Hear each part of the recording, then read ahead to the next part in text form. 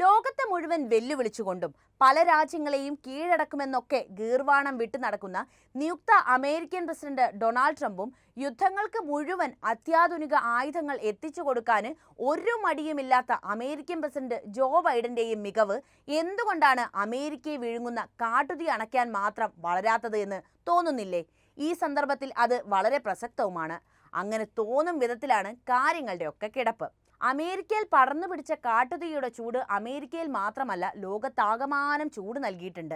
യുഎസിലെ ലോസ് ആഞ്ചൽസിന്റെ ചരിത്രത്തിലുണ്ടായ ഏറ്റവും വിനാശകാരിയായ കാട്ടുതീയിൽ നിരവധി മരണങ്ങളും ഇതിനോടകം തന്നെ റിപ്പോർട്ട് ചെയ്തു കഴിഞ്ഞു. കുറച്ച് ദിവസങ്ങളിലേറെയായി കാട്ടുതീ തുടരുന്നതിനാൽ 1.30 ലക്ഷം പേരെ മേഖലയിൽ നിന്ന് ഒഴിപ്പിക്കുകയായിരുന്നു. 20,000-ത്തിലധികം വീടുകളും കെട്ടിടങ്ങളും വ്യാപാര സ്ഥാപനങ്ങളും കത്തി നശിച്ചു എന്നാണ് ഔദ്യോഗിക കണക്കുകൾ. ഇത് ഔദ്യോഗിക കണക്കുകൾ മാത്രമാണ്, അല്ലാത്തത് വേറെ കിടപ്പുണ്ട്. 29,000-ത്തോളം ഏക്കറിനാണ് തീ പിടിച്ചിട്ടുള്ളത്. പാലിസേഡ്സ് ഹൈസ്കൂൾ, പസഫിക് തീരദേശ ഹൈവേ, പെസഡ്ന ജൂത ദേവാലയം തുടങ്ങിയവ കത്തി നശിച്ച പ്രധാനപ്പെട്ട സ്ഥാപനങ്ങളിൽ ചിലത് മാത്രമാണ്.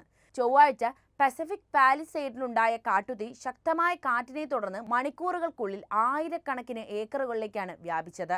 ലിഡിയ, ഹേസ്റ്റ് ഈറ്റൺ, പാലിസേഡ്സ് എന്നിവിടങ്ങളിലാണ് പ്രധാനമായും തീപിടുത്തം ഉണ്ടായത്. ബുധനാഴ്ച വൈകിട്ടോടെ കാറ്റിന്റെ വേഗത കുറഞ്ഞത് ആശ്വാസമായെങ്കിലും ഹോളിവുഡ് ഹിൽസിൽ പുതിയ തീപിടുത്തമുണ്ടായത് ആശങ്കയ്ക്കിടയാക്കി.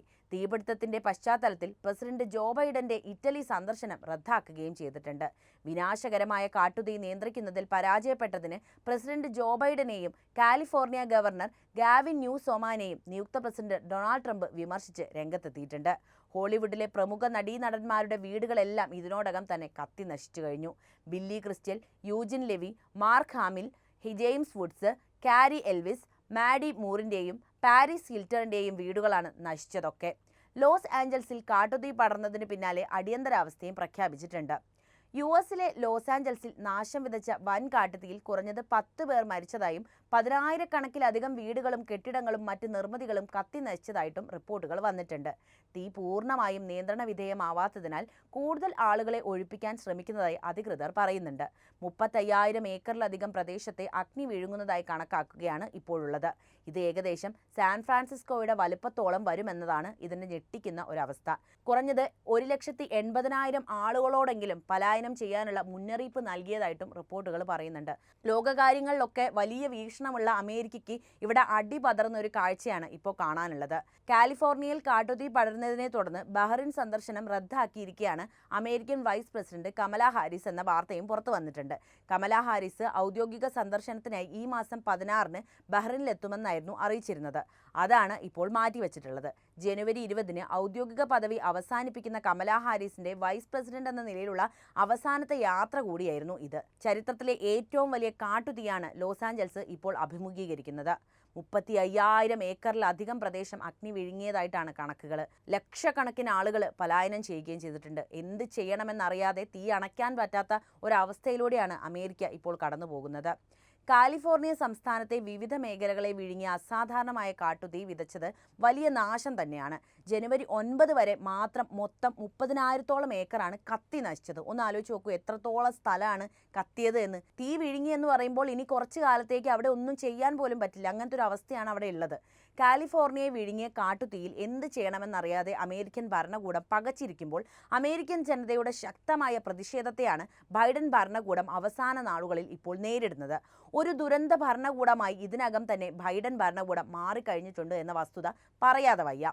അമേരിക്കൻ രസതന്ത്രജ്ഞനും കാലാവസ്ഥാ ശാസ്ത്രജ്ഞനുമായ വിൻസെന്റ് ഷെയ്ഫറാണ് കൃത്രിമ മഴ പെയ്പ്പിക്കാനുള്ള സാങ്കേതിക വിദ്യ ആദ്യം കണ്ടെത്തിയത്. ഒന്ന് ആലോചിച്ച് നോക്കൂ, അമേരിക്കക്കാരനാണ് ഇത് കണ്ടെത്തിയത് കേട്ടോ. എന്നാൽ ഗൾഫ് രാജ്യങ്ങളടക്കം ആ സാങ്കേതിക വിദ്യ ഉപയോഗപ്പെടുത്തിയെങ്കിലും ഈ മേഖലയിൽ അമേരിക്ക ഇപ്പോഴും ശൈശവഘട്ടത്തിലൂടെയാണ് കടന്നു പോകുന്നത്. ഈ രംഗത്തെ വിദഗ്ധർ ഇപ്പോൾ റഷ്യയും ഗൾഫ് രാജ്യങ്ങളും തന്നെയാണ്. ഇവർ ഇടയ്ക്കിടെ വൻതോതിൽ കൃത്രിമ മഴ പെയ്യിപ്പിക്കാറുമുണ്ട്. എന്നാൽ ഈ സംഭവം 1946-ൽ കണ്ടുപിടിച്ചിട്ടും അമേരിക്കയ്ക്ക് ഇപ്പോഴും അത് ഫലപ്രദമായി ഉപയോഗിക്കാൻ കഴിയുന്നില്ല എന്ന യാഥാർത്ഥ്യം എങ്ങനെയാണ് മറച്ചുവെക്കാനാകുക? കാലിഫോർണിയയിലെ 6 ഇടത്താണ് ആദ്യഘട്ടത്തിൽ തീ പടർന്നു പിടിച്ചിരുന്നത്. 15,832 ഏക്കറോളമാണ് ഇവിടെ മാത്രം തീ വിഴിഞ്ഞത്. 1% പോലും തീ അണയ്ക്കാനായില്ല എന്നതാണ് യാഥാർത്ഥ്യം. സാൻ ഗബ്രിയേൽ മലനിരകൾക്ക് കീഴെ ഈറ്റൺ മേഖലയിലാണ് ആദ്യം തീപിടുത്തമുണ്ടാകുന്നത്. മേഖലയിൽ 10,600 ഏക്കറിലധികം തീ പടർന്നു പിടിക്കുകയായിരുന്നു. 1000-ലധികം കെട്ടിടങ്ങളും നശിച്ചു. ഇവിടെയുള്ള 5 പേരായിരുന്നു ആദ്യം കൊല്ലപ്പെട്ടത്. ഈ വാർത്തയാണ് ആദ്യം പുറത്തു വരുന്നതും. നഷ്ടം $50 ബില്യൺ എന്നാണ് പ്രാഥമിക അനുമാനം. സാൻ ഫെർണാണ്ടോയുടെ വടക്ക് ഹാസ്റ്റ് മേഖലയിലും വലിയ തീപിടുത്തം ഉണ്ടായിട്ടുണ്ട്. വ്യാഴാഴ്ച എക്സിലൂടെ പ്രതികരിച്ച ഡൊണാൾഡ് ട്രംപ് ജൂനിയർ ഡെമോക്രാറ്റിന്റെ നേതൃത്വത്തിലുള്ള ഭരണകൂടം കാട്ടുതീയോടെടുത്ത സമീപനത്തെ രൂക്ഷ ഭാഷയിലാണ് വിമർശിച്ചിരിക്കുന്നത്. ഉക്രൈന് $500 മില്യൺ അധിക സൈനിക സഹായം അനുവദിക്കുന്നതിൽ ശ്രദ്ധ കേന്ദ്രീകരിച്ച ബൈഡൻ അമേരിക്കൻ ജനതയുടെ ജീവന് പ്രാധാന്യം നൽകുന്നില്ലേ എന്നതാണ് ഉയർന്നുവരുന്ന പ്രധാന ചോദ്യം. അത് പ്രധാനപ്പെട്ട ചോദ്യമാണെന്ന് നിങ്ങൾക്കും തോന്നുന്നില്ലേ? കാരണം യുദ്ധത്തിന് വേണ്ടിയിട്ട് പണം ചെലവഴിക്കുന്നു, സാങ്കേതിക വിദ്യ ഉപയോഗപ്പെടുത്തുകയൊക്കെ ചെയ്യുമ്പോൾ അമേരിക്കയിലെ ജനത കഷ്ടപ്പെടുന്ന ഒരു കാഴ്ചയാണ് ഇപ്പോഴുള്ളത്. കാട്ടുതീ അവരുടെ സർവ്വ സ്വത്തും നശിപ്പിക്കുന്ന കാഴ്ച. പക്ഷെ അവിടെ മിണ്ടാനോ അല്ലെങ്കിൽ മറ്റു കാര്യങ്ങളൊന്നും ചെയ്യാൻ അമേരിക്കൻ ഭരണകൂടത്തിന് കഴിയുന്നില്ല. നാറ്റോ സഖ്യത്തിലും അല്ലെങ്കിൽ ലോകത്ത് അപ്രമാദിത്വം പുലർത്താൻ വേണ്ടി എന്ത് വഴിയും എടുക്കുന്ന അമേരിക്ക ഇവിടെ തോറ്റുപോകുന്ന ഒരു കാഴ്ചയാണ് നമ്മൾ കാണുന്നത്. ഉക്രൈൻ ഫയർ ഡിപ്പാർട്ട്മെന്റുകൾക്ക് ഗിയർ റെസ്ക്യൂ ടൂളുകൾ നൽകിയ ബൈഡൻ ഭരണകൂടം കാലിഫോർണിയയുടെ സ്വന്തം സേവനങ്ങൾക്ക് മുന്നിൽ മുഖം തിരിച്ചെന്നാണ് വിമർശനത്തിന് കാരണമായത്. കാട്ടുതീയെ ചെറുക്കുന്നതിനുള്ള എല്ലാ ആവശ്യങ്ങളും നൽകുന്നതിൽ ബൈഡൻ ഭരണകൂടം പരാജയപ്പെട്ടതായി ഡെമോക്രാറ്റുകൾക്കിടയിലും അഭിപ്രായം വന്നിട്ടുണ്ട്. നിങ്ങൾ തന്നെ ഒന്ന് പറയൂ, ഇപ്പോൾ നടക്കുന്ന ആഗോള പ്രശ്നങ്ങൾക്കിടയിലൊക്കെ തന്നെ ബൈഡൻ ഭരണകൂടം പണിയെടുക്കുന്നുണ്ട് അല്ലേ? 2 വർഷമായി റഷ്യ ഉക്രൈൻ യുദ്ധം മുന്നോട്ട് കൊണ്ടുപോകുന്നത് മറ്റാരുമല്ല, അത് അമേരിക്ക എന്നൊരൊറ്റ കക്ഷിയാണ്. എന്നിട്ടോ എന്തെങ്കിലും നേടാൻ ഇവർക്കാകുന്നുണ്ടോ? യുദ്ധത്തിനോടുള്ള ആർത്തി മൂത്ത് സംഘർഷങ്ങളൊക്കെ തന്നെ വളർത്തി അവിടെ ആയുധ കച്ചവടം നടത്തുക മാത്രമാണ് അമേരിക്ക ചെയ്തുകൊണ്ടിരിക്കുന്നത്.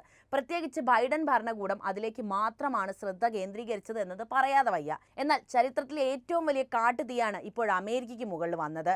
ഇത് വലിയൊരു കാട്ടുതീ എന്ന് തന്നെയാണ് Los Angeles mayor Karen Bass പറയുന്നത്. താരങ്ങളായ Paris Hilton, Billy Christian, James Woods എന്നിവരുടെ വീടുകൾ പൂർണ്ണമായും കത്തിനശിച്ച വീടുകളുടെ കൂട്ടത്തിൽപ്പെടുന്നവയാണ്. Steven Spielberg, Ben Affleck, Tom Hanks എന്നിവർ ഒഴിപ്പിച്ചവരിൽ ഉൾപ്പെടുന്ന പ്രമുഖരാണ്. തീ നിയന്ത്രണ വിധേയമായ സ്ഥലങ്ങളിൽ കത്തിനശിച്ച സാധനങ്ങളും ചാരവും മാത്രമാണ് അവിടെ ബാക്കിയായത്. ഒഴിപ്പിച്ചവർക്കായി താൽക്കാലിക ഷെൽട്ടറുകൾ ആരംഭിച്ചിട്ടുമുണ്ട്. 6 US സംസ്ഥാനങ്ങളിൽ നിന്നുള്ള അഗ്നിരക്ഷാ സേന തീ അണയ്ക്കാൻ ശ്രമിക്കുന്നുണ്ട്. വേനൽക്കാലമായതിനാൽ വെള്ളമില്ലാത്തതാണ് രക്ഷാപ്രവർത്തനത്തെ വല്ലാതെ ബാധിച്ചിട്ടുള്ള ഒരു കാര്യം.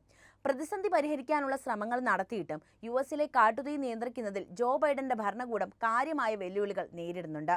ഇതുകൊണ്ട് തന്നെയാണ് അദ്ദേഹത്തിനെതിരെ വലിയ തോതിൽ വിമർശനങ്ങളും ഈ ഘട്ടത്തിൽ ഉയർന്നു വന്നത്.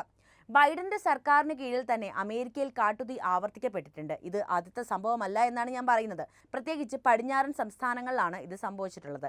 കാലാവസ്ഥാ വ്യതിയാനത്തെ ഒരു പ്രധാന ഘടകമായി അദ്ദേഹത്തിന്റെ ഭരണകൂടം അംഗീകരിക്കുന്നുണ്ടെങ്കിലും കാട്ടുതീ കുറയ്ക്കാൻ വേണ്ടിയുള്ള അല്ലെങ്കിൽ അത് സംഭവിക്കാതിരിക്കാനുള്ള ഒരു നടപടിയും അവിടെ നിന്നും ഉണ്ടായിട്ടില്ല എന്നത് പറയണം. കൂടാതെ 2020 US-ൽ റെക്കോർഡ് തീപിടുത്തങ്ങളാണ് ഉണ്ടായിട്ടുള്ളത്. ഇതും വ്യാപകമായ നാശനഷ്ടങ്ങൾക്ക് കാരണമായിട്ടുണ്ട്. ഇപ്പോഴിത് അതിനേക്കാൾ പ്രഹരശേഷി കൂടിയ വലിയൊരു കാട്ടുതീയാണ് അവിടെ ആളിക്കത്തുന്നത്. ദീർഘകാല കാലാവസ്ഥാ പരിഹാരങ്ങൾക്കായി ബൈഡൻ ശ്രമിച്ചിട്ടുണ്ടെങ്കിലും കാട്ടുതീ തടയുന്നതിന് അദ്ദേഹത്തിന്റെ ഭരണകൂടം വേഗത്തിലുള്ളതും ലക്ഷ്യബോധമുള്ളതുമായ നടപടികൾ സ്വീകരിച്ചിട്ടില്ലെന്ന് വിമർശകർ ചൂണ്ടിക്കാണിക്കുന്നുണ്ട്. വനത്തിന്റെ ആരോഗ്യം കൈകാര്യം ചെയ്യുന്നതിനും നിയന്ത്രിത പൊള്ളൽ പോലുള്ള ഇന്ധന ലോഡുകൾ കുറയ്ക്കുന്നതിനുമുള്ള ശ്രമങ്ങൾ അപര്യാപ്തവും മന്ദഗതിയിലുള്ളതുമാണെന്ന് വിമർശകർ ചൂണ്ടിക്കാണിക്കും. കാലാവസ്ഥാ നയത്തിൽ ഭരണകൂടത്തിന്റെ ശ്രദ്ധ ഉടനടി തീപിടുത്ത മാനേജ്മെന്റിനേക്കാൾ മുൻഗണന നൽകുന്നുവെന്നും വിമർശകർ അവകാശപ്പെടുന്നുണ്ട്. ചുരുക്കി പറഞ്ഞാൽ ഇത്തരം കാര്യങ്ങളൊക്കെ അവർ സംസാരിക്കുന്നുണ്ടെങ്കിലും അതിനെക്കുറിച്ചുള്ള കാര്യങ്ങളൊന്നും നടത്താനും ബൈഡൻ ഭരണകൂടം തയ്യാറായിട്ടില്ല എന്നതാണ് പറയുന്നത്.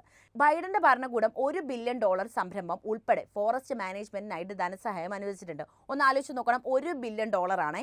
പക്ഷേ പ്രശ്നത്തിന്റെ വ്യാപ്തിയെ മനസ്സിലാകാതെ ചെറിയൊരു തുക നൽകി കാര്യം ഒഴിഞ്ഞുവെന്നാണ് പ്രധാനമായി ഉയർന്ന വിമർശനം. അതായത് അമേരിക്കയെ പോലത്തെ ഇങ്ങനെ ഒരു വലിയ രാജ്യത്ത് ഇത്ര ഒരു തുകേനെ കൊണ്ട് ഒന്നും ആവില്ല. പക്ഷേ അങ്ങനെ ഒരു കാര്യം ചെയ്തിട്ടുണ്ട് എന്ന് കാണിക്കാൻ വേണ്ടി മാത്രമാണ് $1 ബില്യൺ തന്നിട്ട് അത് ഒഴിവാക്കിയത്. US ഫോറസ്റ്റ് സർവീസ് പോലുള്ള വനപരിപാലനത്തിന് ഉത്തരവാദിത്തമുള്ള ഫെഡറൽ ഏജൻസികൾ ബജറ്റ് പരിമിതികൾ നേരിടുകയും ഫലപ്രദമായ കാട്ടുതീ പ്രതിരോധ നടപടികൾ നടപ്പിലാക്കാൻ പാടുപെടുകയും ചെയ്തിട്ടുണ്ട്. കാരണം പണമില്ലല്ലോ ഇവരെ കയ്യിൽ, ഇത് കൊടുക്കണ്ടേ ഇവര്.